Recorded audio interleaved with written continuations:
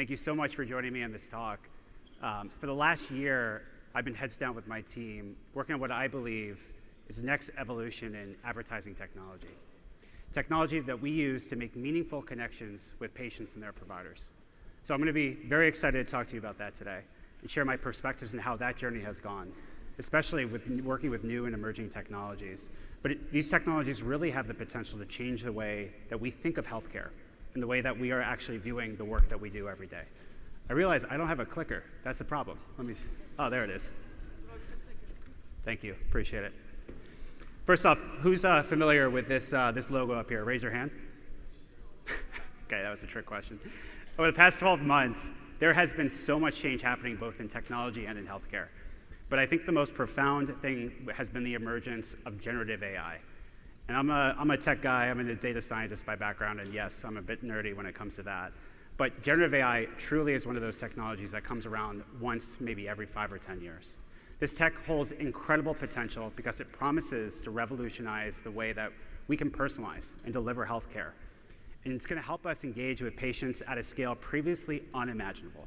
But the question I keep asking myself and our clients is really, are we ready as an industry? Are you ready with the data and the connectivity that you have today? And for those who have any sort of machine learning and analytics background, you know just how vitally important it is to have clean data powering your AI.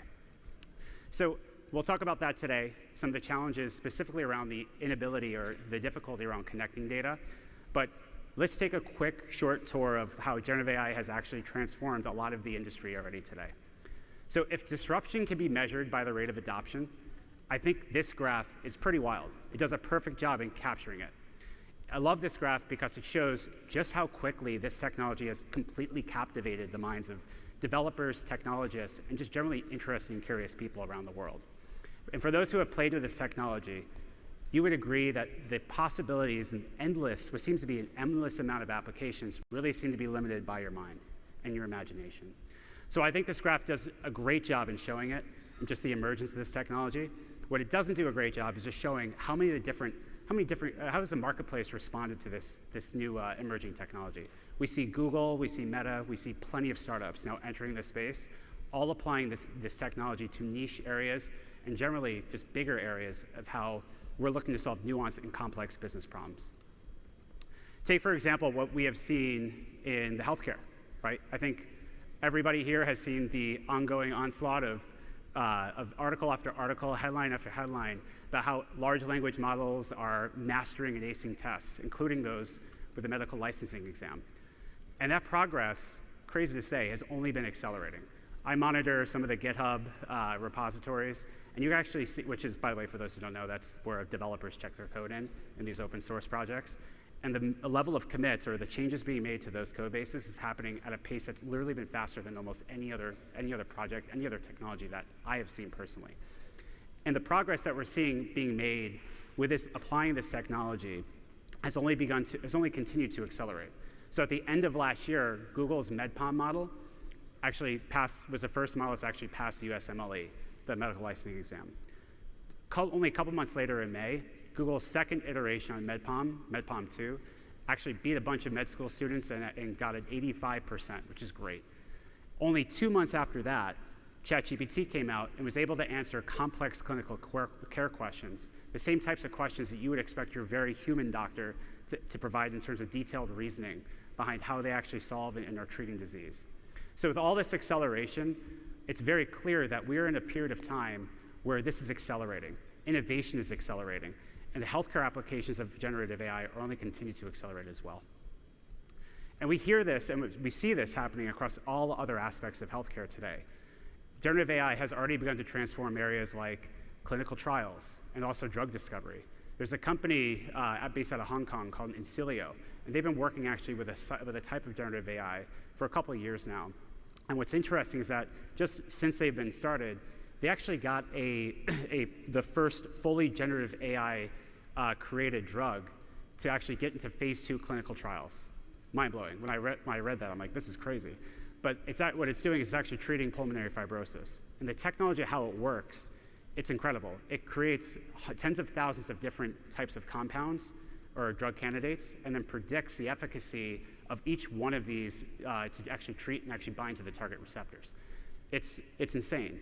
But what's coolest about this, and I think when you step back, is that this type of technology is already so clearly driving down the cost, the capital intensiveness of actually investing in new drugs and research, and driving down the risk, which is going to open up plenty of new opportunities to be able to create things like personalized medicine. Just with a little stretch of your imagination, you can already begin to see if it's possible for pharmas and biopharmas to come up with cheaper drugs. It's only a matter of time before they are able to come up with drugs that are personalized for your own genomics. But in the near term, and I think most relevant for this group here, is very likely the way that generative AI, the promise it holds to transform the way that we are diagnosing, treating, and caring for our patients. In fact, we're already starting to see chatbots being tested in terms of triaging, or in helping with claims processing, or prior authorization streamlining. Recent announcements by Google and Mayo Clinic are now deploying generative AI to help summarize key trends in voluminous amounts of patient records, helping to boil up those insights to help make providers more effective at treating the patient from their entire experience. And so given all these advances that we've seen over the last year, it's likely that in the not so distant future, these tools will be at a level of maturity where they're going to be creating differential diagnosis or coming up with your treatment plan based on a very wide array of different data that exist about you and your health. All of this remains incredibly consistent with the trends that we tend to see in technology beyond just ChatGPT and generative AI. Where very much these technologies tend to disperse to the edge, right? So in very much the same way that the post office has evolved into an email, your doctor's office may end up evolving into your phone or smart devices at home. And this is really timely because the way that we care and treat patients in this country has been changing as well in a totally separate and concurrent process. For several years, we have watched this old school way of treating patients within templates, right? Or helping to putting the patient into a type and then treating the patient against that type, that form, or that different treatment path. That old way is gone. The new way is this idea of having patient centricity and being able to help promote patients' overall empowerment, getting them more involved in their health and their treatment, and also those around them. And this has proven to be more efficacious by improving the care in the clinical outcomes, but also driving down the cost for helping them actually treat their disease.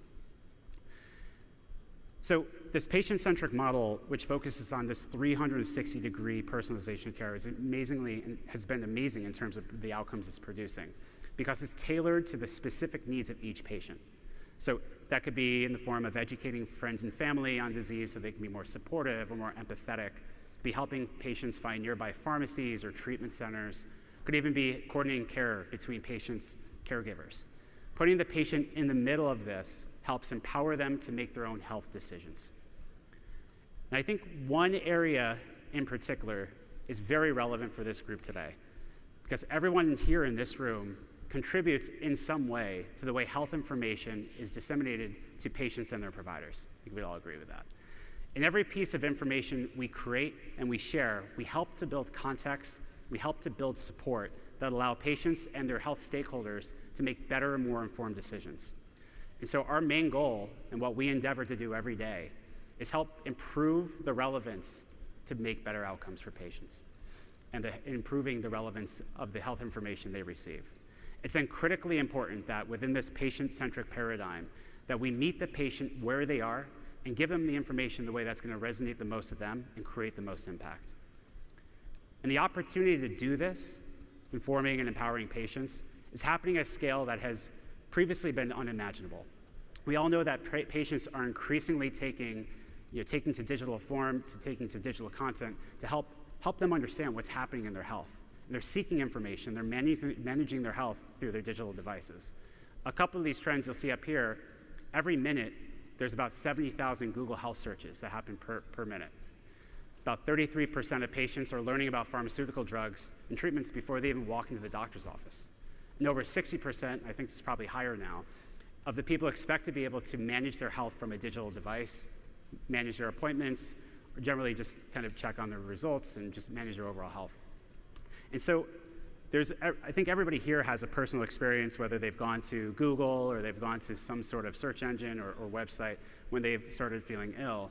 I personally actually have a friend of mine, and look, this is a good story, it'll end in a good way. but he was earlier this year, he was diagnosed with cancer.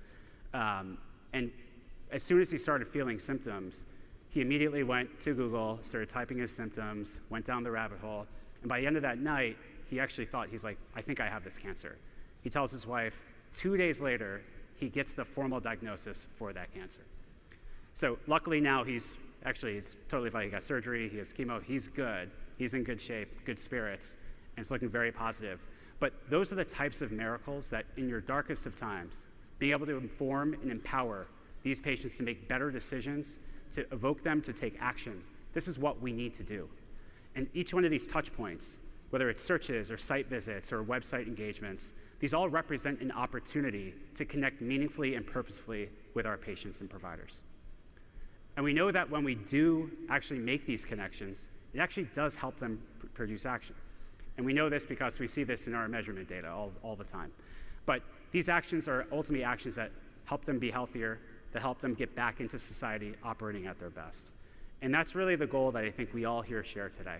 It's about creating the accurate, personalized information, which starts to look a lot less like advertising and marketing. It starts to look more and more like a tool of public health. And we all know that in our experience, when this is done right, that this ultimately does lead to better outcomes and healthier patients.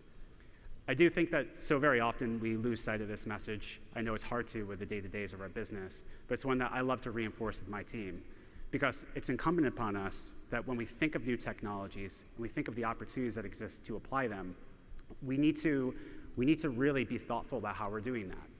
And just to be honest, it's been hard because of a couple different problems, mostly because of this one big problem up here, which is called fragmentation. I think we all agree, I heard the panel say this before, our systems, our data are highly fragmented.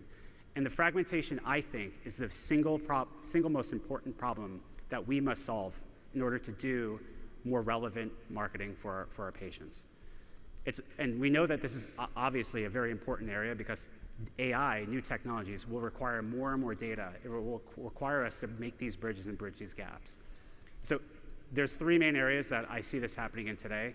The first one, as I think the prior panel talked about, is just fragmentation in our health data. Our healthcare system produces 137 terabytes of data every day, yet there is no standard, personalized, connected longitudinal way for a patient to access this information. And even if there was, identity is fragmented. The way we represent users, the way we identify users across the web or digital devices, it's usually protected behind publisher walls or walled gardens, which makes it really hard for us as marketers to stitch together a common representation of who that user is. And speaking of users, just the way consumers are engaging with media now has become increasingly complex. It's become harder and harder to reach them and find your patients because it's requiring new tools, and it's requiring new ways of how you can access this supply or these opportunities to reach these patients. Take, for example, and I'll show you what I mean by this. Take, for example, CNN. CNN Health, for example, their content could be accessed on your desktop, your mobile web, or it could be on their app. It also, CNN Health content could be accessed on Twitter, now X, Facebook, could be on YouTube, could also be on Roku, right? It could be on your Chrome stick, right? It could be on your Google Home, it could even be on your Apple Watch. So finding these patients in their native modality has never been more important. It requires marketers to use what seems like an endless amount, an never-ending set of tools and technologies in order to do it. Take, for example, a typical campaign, right? So we all know that it takes probably about a dozen different point solutions to actually get a campaign up and off the ground and actually deliver these messages. Meaning that your data is siloed in probably a dozen different systems. A slice of your data is existing in your ad server, it's existing in your DSP, it's existing in your measurement data. These are all different parts and contributes to the fragmentation that we see today. And so the question becomes, how is a marketer reasonably supposed to manage all these constituent pieces, let alone how you can make them all interoperate and share their data? The fact is, in general, it's really hard to do, and in fact, most don't. And the reason is that you have this underlying fragmentation, which causes tremendous amount of headaches and very real costs, whether directly or indirectly, for the marketer at the end of the day. And these costs come in the form of manual work and errors, time delays, and ultimately missed opportunities to improve the way that you're actually messaging and getting your message out to market. And this may be one of the reasons why we tend to fail more than we succeed at making those connections and having those conversations with our patients and providers. From our research, and we did this earlier this year, we asked patients, hey, how good is the advertising, the pharma advertising you see across all channels? And 32% of them said it was at all relevant. You know, that's a challenge. And I think it's a challenge that we need to be very honest with ourselves that we need to help bridge and solve for. So as we see all this amazing innovation happening in all areas of healthcare, whether it's new drug discovery or clinical trial automation or diagnosis automation, how do we start bridging this gap? Connecting relevant information to patients remains very challenging today. So the question then becomes, how can we better connect our systems to enable us to use technology to deliver more relevant, more personalized information at scale? What if we could solve for fragmentation? What if we could tie all our solutions together? What if instead of using a disconnected system of point solutions, we could use a single connected platform that allows us one unified representative view of your patient and your provider? What if instead of blindly using data, we could actually help our clients, help marketers pre-optimize those segments and pre-optimize those views to eliminate waste and costs, possibly even shortcut the test and learn process that we all know so well? What if instead of waiting weeks and months to get a report about your campaign's performance, you could actually see information and daily performance updates about how your campaign's performing and achieving your goals? And what if instead of buying media based on your historical understanding, your historical experience, you're able to measure the performance and the impact and the likelihood of impact in every single ad impression you could see before you bought, before you decided to buy, against a true pharma KPI? Well, I'm here today to tell you that it is possible because we've done it. And the questions I just shared, I've been tinkering with in my head with my team over the last year. And it's been giving us inspiration to share this story with you today. These systems that we have created to link our data and to build a foundation has only built us a foundation to build AI and build AI on top of. And this platform of connectivity is in solution and data, is what we call connected intelligence. And connected intelligence not only solves the problems of wasted time, wasted money, and wasted effort, but it also helps make your patients healthier. So let me show you how. The key idea for connected intelligence is that it requires data interoperability between the systems that power digital campaigns today. So on the left-hand side, you'll see these old point solution campaigns, which are typically the campaigns we see today. And what you'll have is an audience data provider, right? They'll load it into possibly a planning tool, then load it into their point of activation, DSP, a publisher, and then sometime down the road, you'll get a measurement report. That's a very linear and very time-intensive process that takes time and money away from your campaign. To the contrary, connected campaigns center on real-world health data, right? Using that single view of that patient to denominate all of the decision-making being done at all points of that process. And it integrates this data and the various point solutions into one global system that's equipped with feedback loops to help inform the way you're making decisions at all points within that process.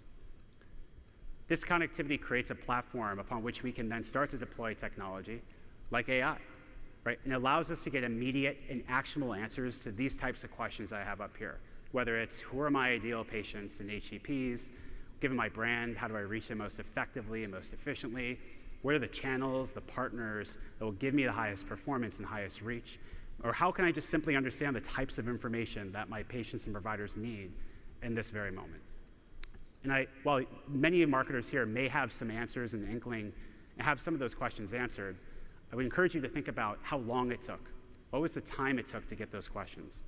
How much expense did that take in terms of resources and people to actually get those answers? Because more often than not, this probably took a very long time and probably took at a very high expense to get those answers. So to get those answers quickly and to get them accurately, you need a system that can bring together all the data in one place, right? But building this type of depth and connectivity has not been easy, primarily due to privacy and technology barriers that have existed for quite some time. Luckily, I have up here 3 very critical technologies that we found to help us bridge those gaps.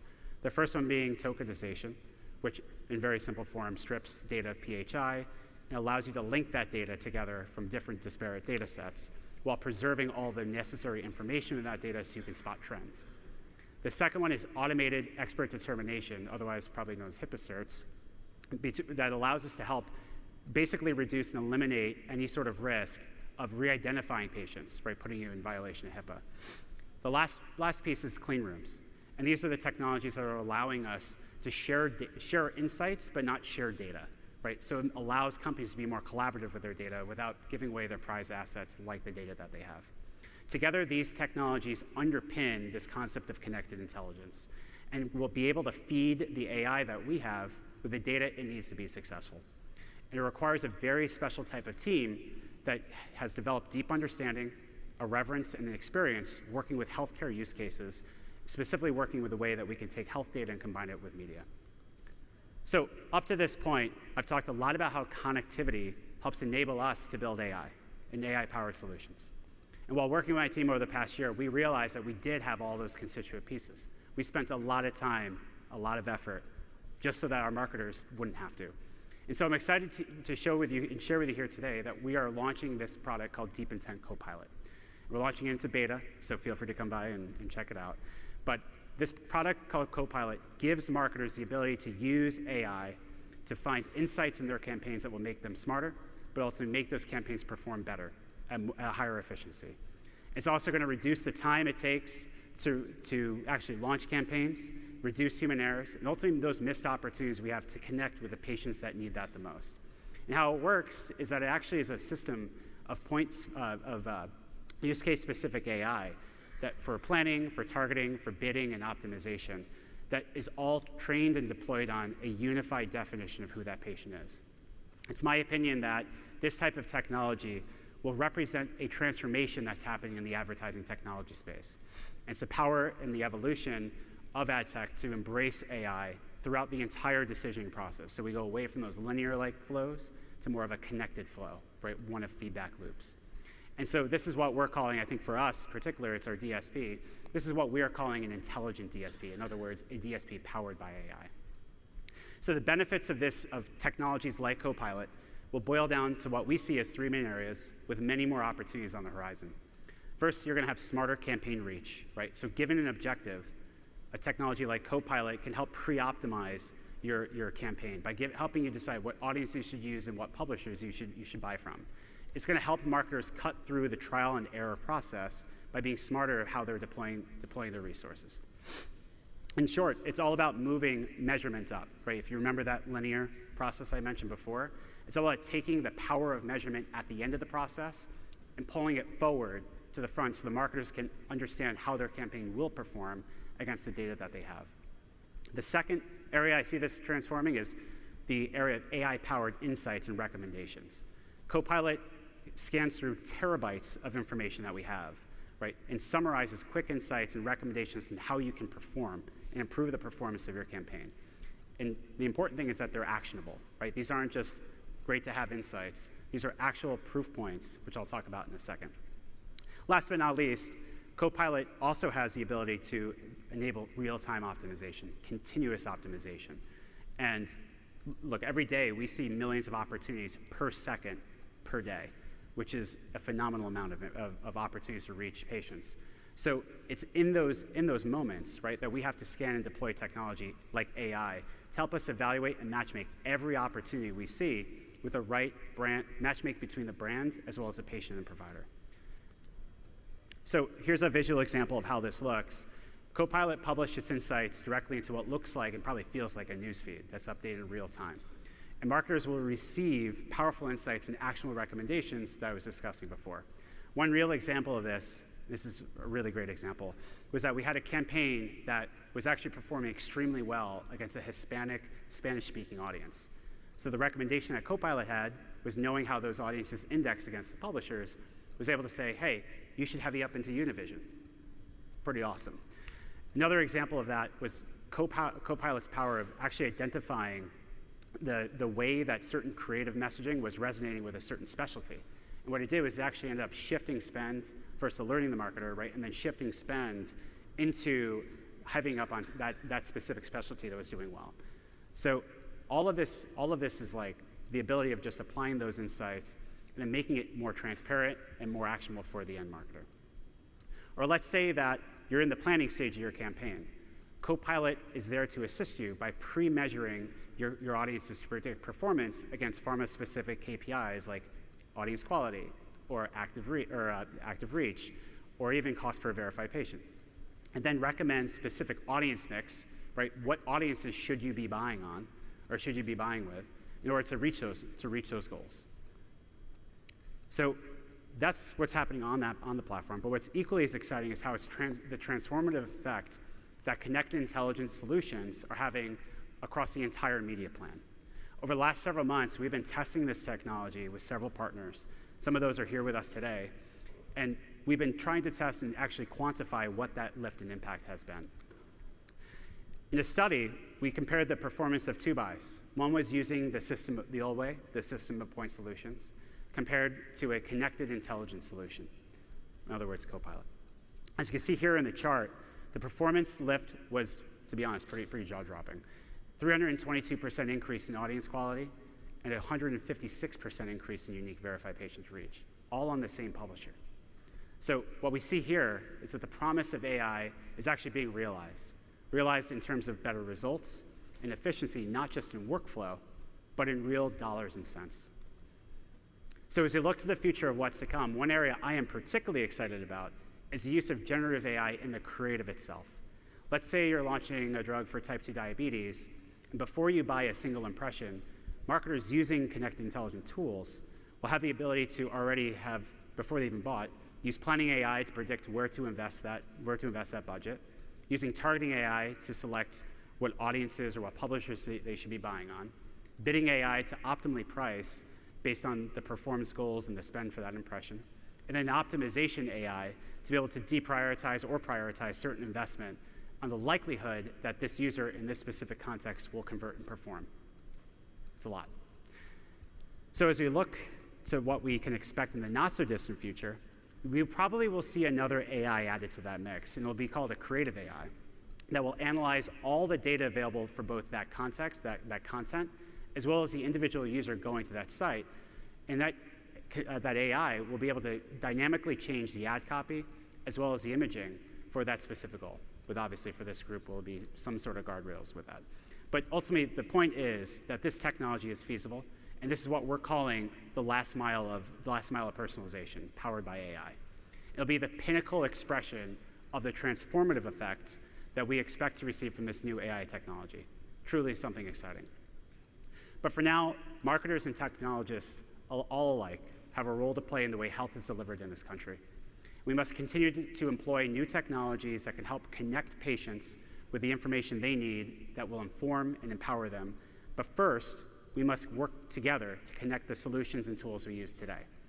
With the emergence of new AI tools, we must work faster than ever before to bring together these data and systems to really unlock the fullest value of AI to the fullest extent. I'm very confident we can do this because we've seen it. The data that we have seen suggests very positive that this is going to be very transformative. And the impact of these new technologies will have on a little but very important part of the way healthcare is delivered is essentially assured. Connected intelligence is the answer, it's perspective, but it's also the challenge that we must address first and foremost today. So my ask is, just to conclude, that we as an industry reflect on the original question I proposed. Are we ready? Are we ready to unlock the value in this incredible new technology by connecting our data and our systems and our solutions? I would love to hear from you on this. In fact, if you're around, please stop by the booth. I would love your thoughts, your ideas of how you plan to approach this, if you're approaching it today or not. But let's make this a continuing, ongoing discussion about how we don't just have to deliver better, more effective advertising, but how our advertising can deliver a more effective healthcare system. Thank you. I appreciate the time.